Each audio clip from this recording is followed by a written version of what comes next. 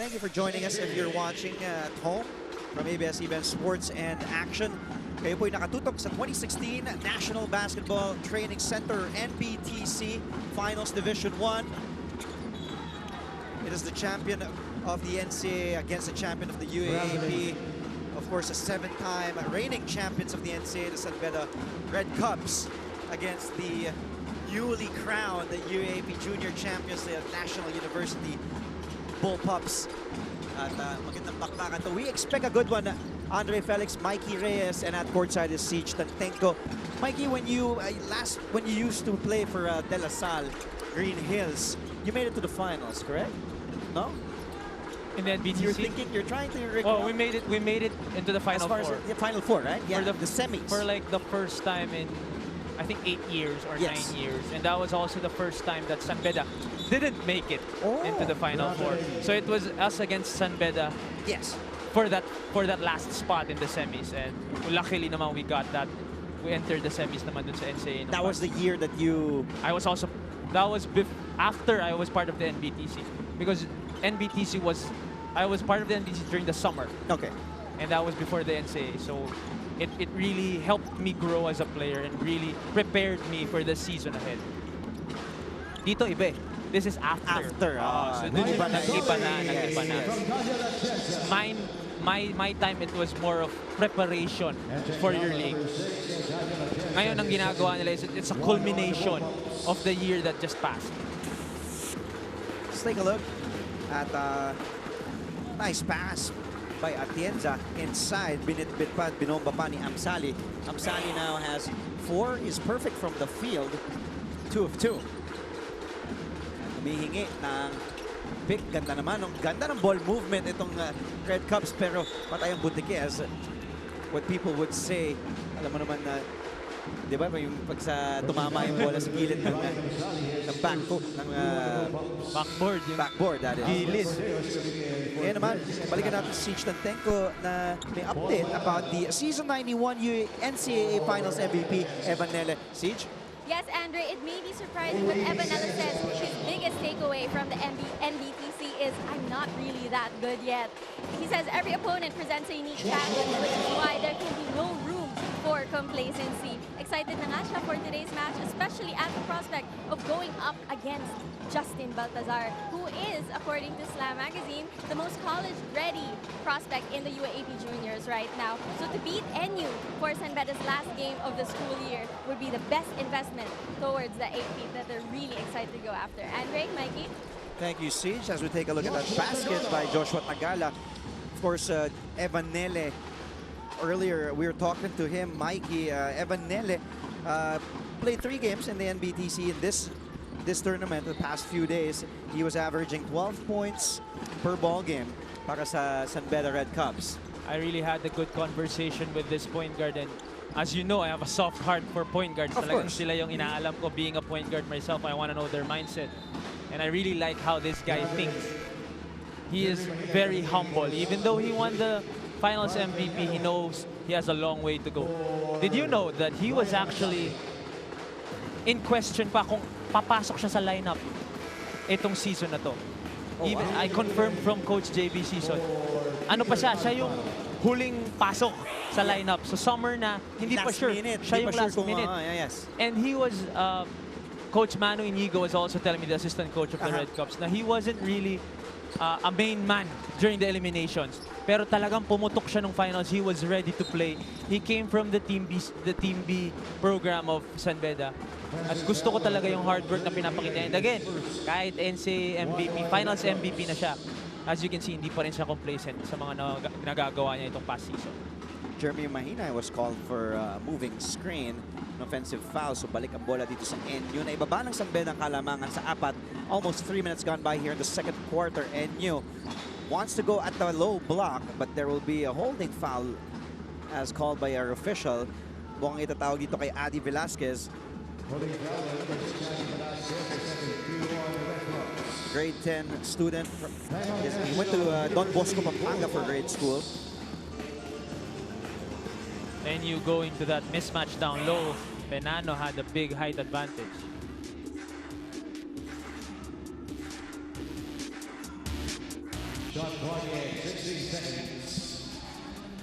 And some students inside the Mall of Asia Arena, some lovely girl students. Of course, di mo ba nami-miss ang smile on cam ng NCAA? Yan. Pero kita-kita mo naman yung age difference pati nung girls na nanonood ngayon. Yan ang age ng mga high school. Kita mo naman. Batang-bata pa. Students in college, and now we're seeing high school students. By the way, NU only had one field goal basket made in the last 5 minutes of that game. Ito yung sinasabi nating basketball is a game of runs. Yes, nag-run kanina yung NU, but San Beda stuck with it. Slowly but surely babalik tayo. Let's just make stops and let's try to convert. And they've been doing a good job in containing Justin Baltazar ditong second quarter. I don't think he's done anything yet dito sa ating pangalawang kanto. Seeing Baltazar, looking at him, talking to him earlier, how high is the ceiling of this kid in your opinion, Mikey? Being a former NBTC player, former junior college standout yourself, as we take a look at that great move by the other big man who has talent as well. That was Penano, Carl Angelo Penano, another 6'5" player for NU. Going back to Baltazar, and of course, hindi natin itong post moves ni Penano. Magkaiba kasi yung laro nito dalawang bata. Tatay mo nakabang na nga si Baltazar sa ilalim. Pero itong si Baltazar, my batch in the NBTC, I was with Ian Sangalang. Sangalang. Both when I played for the NBTC and Nike Elite Training Camp, magkasama kami ni Ian Sangalang. Even when I went to China, when Nike sent me to China to represent the country, I was with Ian Sangalang. So I know how Ian used to move, and I can see a lot of similarities. Yung feeling mo malambot, kasi payat, mahaba, pero when you see him, he does not back down. He does not back. Hindi mo siya masisil. Eh, yan yung malakas yung katawan. Oo, yan yung Pampanga effect eh. Di ba? Yan ang mga galing sa Pampanga. May pinatubot rin yung dati yung Sebastian dahil sa mga taga Pampanga, sina Abueva, Sangalang, and Ronald Pascual. That basket by Mahinay cuts the NU deficit to 6. Tumatakbo ang San Beda with a little bit of momentum. The outside shot, in and out.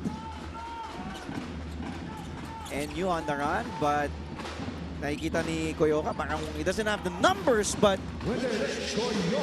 that was a good drive for Win-Win Koyoka, a product of Holy Child Davao. And yun din, yung eskwelahan na pinuntahan ni Baser Amer. You remember Baser Amer? I'm sure you Sino yun? Sino yun? Clemente scores, extends this NU lead back to double digits. It is now at 10 with 5:32 remaining in the second. We'll be right back with more NBTC action only here on ABS-CBN Sports in Action. Iba-ibang roles, iba-iba rin ang hairstyle. But wax and gel buildup could lead to dandruff. Sira ang style. Clear Men. Clear cleans wax and gel buildup, keeping you fresh and dandruff-proof. Style ko, dandruff-proof. I have nothing to hide. Panalo sa sports.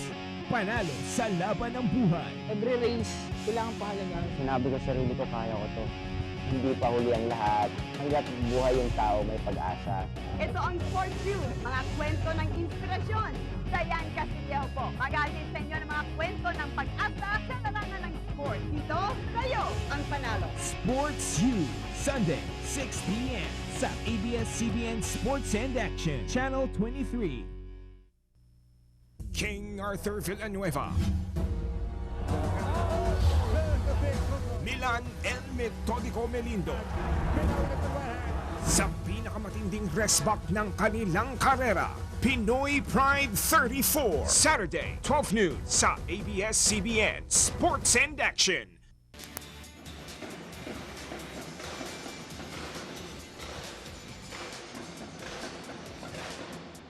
And we're seeing also the NBTC kids.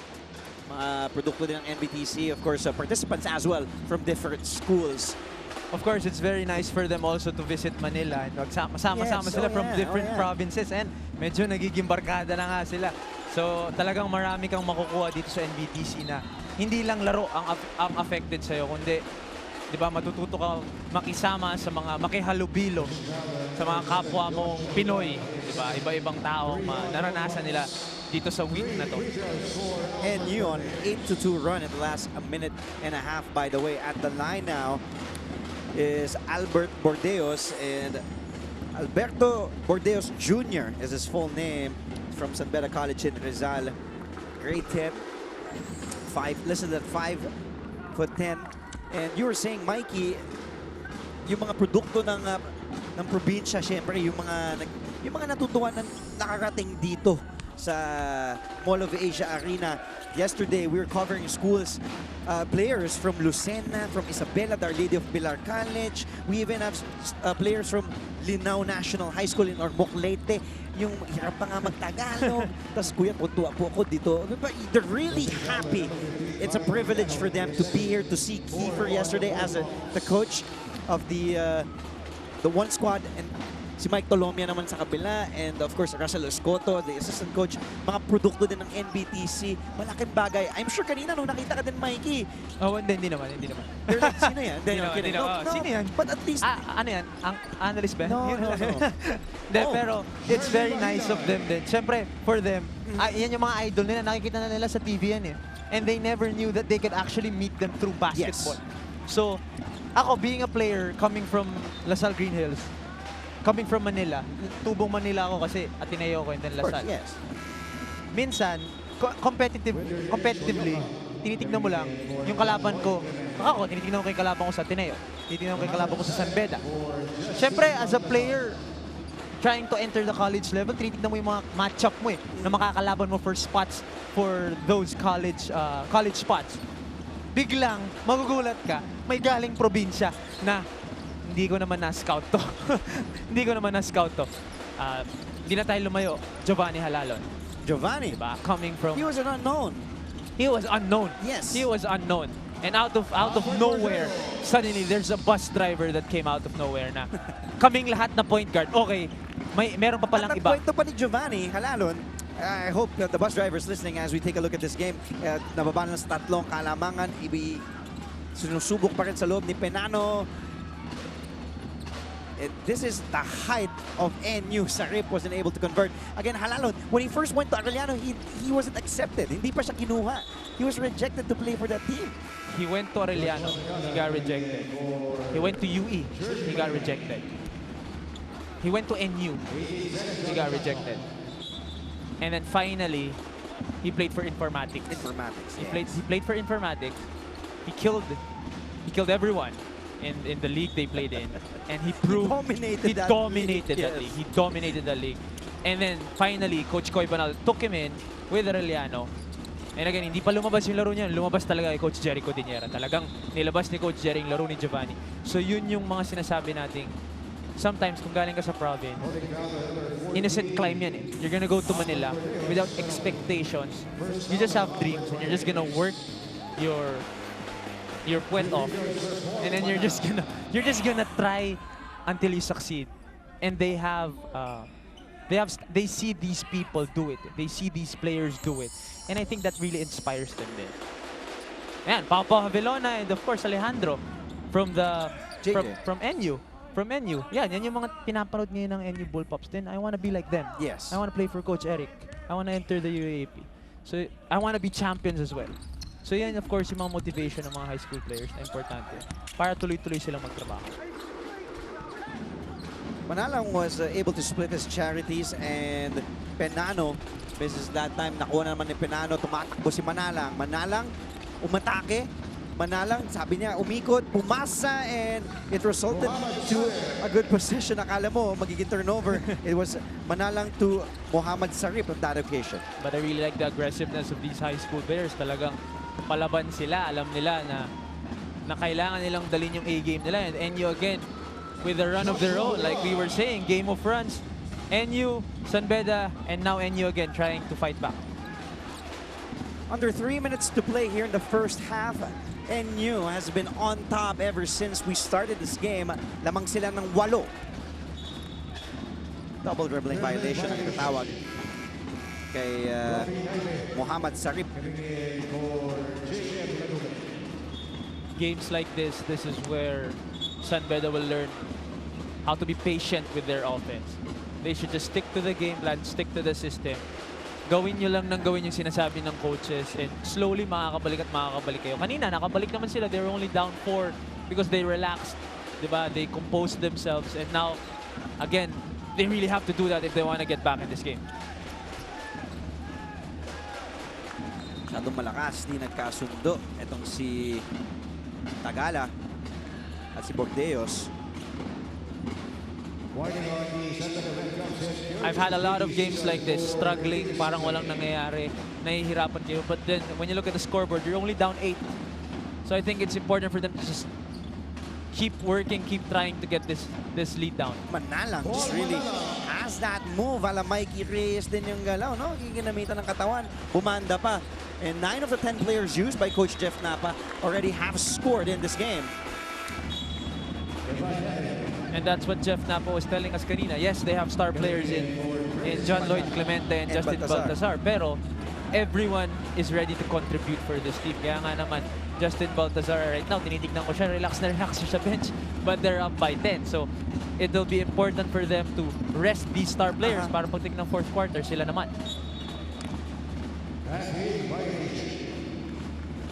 Like I was saying, bench points natin, 19 for NU, only 4 for San Beda. So talagang kailangan magising nitong San Beda bench if they want to keep up with the NU bench. Taibe bringing the ball in bounce after 2 minutes to play sa ating first half. Lamang ng 10 pa rin itong National University Bullpups. But the Red Cups wanted to go inside to Abuhichle. Abuhichle still hasn't found his rhythm and hasn't gotten going offensively here. Both Nele and Abuhichle have really been struggling, but I like how Coach JB keeps them in the game. But Manalang, if not scoring, he's distributing. That time, the assist from Paul Manalang over to his big man. I believe kay Penano na punta yun kanina. I really like how this point guard plays. He's really intense. He gets into the gut of the defense. As you see, talagang ipapasok niya, maghahanap siya ng papasahan. And that's important for a point guard. You shouldn't be scared to enter the paint with the big boys and you should be ready to decide quickly kung ititira mo ba, ipapasa mo ba. Here is the Season 91 Finals MVP in the Juniors Division. It's Evan Nele from De La Salle Zobel in grade school. 5'10" point guard. Future looks bright for him. For most of these players. And NU up by 12 now, 35-23, a minute 18 remaining. Be right back after these few reminders. Rome De La Rosa in attendance here. Of course, a product of San Beda College. Played for the Red Lions. Naabutan mo na yan. Kumakaway-kaway si Rome. And he's plays now for the pros. Sa Gatas yata siya. Yeah, and he plays for Coach Alex, who's also a big part of the NBTC. Yes. I was saying yesterday, of course, we know the NBTC is the brainchild of the Altamirano family, of course, Coach E. But Coach, if you ask Coach E, he says, of course, Coach Alex, he wouldn't have done it. Hindi niya magagawa without Coach Alex Combs. I believe that I wouldn't get to where I am now without Coach Eric and Coach Alex, because they really instilled that discipline na talagang you're gonna come into practice. Dre, during our time, we only had training optional. Optional training? Optional. You're part of the NBTC. If you want to go, then go. If you don't, we can't do anything or we can't force you. Okay. And that instilled discipline na I just want to get better. I'm gonna go. I'm gonna go to training. I'm gonna go to train. And Coach Alex was hands-on. During that time, that was 8 years ago. So now, hindi ko alam kasi medyo baka busy na siya sa kanyang pro team. Coaching job. Yes. Pero dati... No, but he's still here. I saw him yesterday. Belated happy birthday, by the way, to Alex Compton. Yeah. Pero during my time, when we were doing drills, yeah, he was doing the drills with us. And it was hard shooting with him because he would kill us in shooting games. And he would work harder than all of us. So talagang seeing that from Coach Alex Compton, who was already made during that time until now, talagang it really hits you na kailangan natin magtrabaho. Ooh, and at the buzzer, that will count. By the way, that 15-point lead was the biggest of NU, 39-34. Habang nagkwento tayo about Coach Alex Compton, but the action was ongoing as well. But that basket will count for 3. That's why the lead of NU will be cut back to 12. Pero the body language of San Beda shows that NU has been really dominant right from the get-go. They have been pounding it inside using their bigs. Although San Beda had their momentum, Mikey, in the second quarter, but it's been all NU. Again, game of runs. I will say it over and over again because that's just how it is. Sometimes, siswertein yung kabila, mamalasing ka. But any time during the game, baka umiikot yan, ikaw naman ang swertein. So you just have to be ready and you have to keep going. A lot of things happening at the half. We'll bring you statistics, analysis, and a lot more coming up after the break. This is the NBTC. Live on ABS-CBN Sports in Action.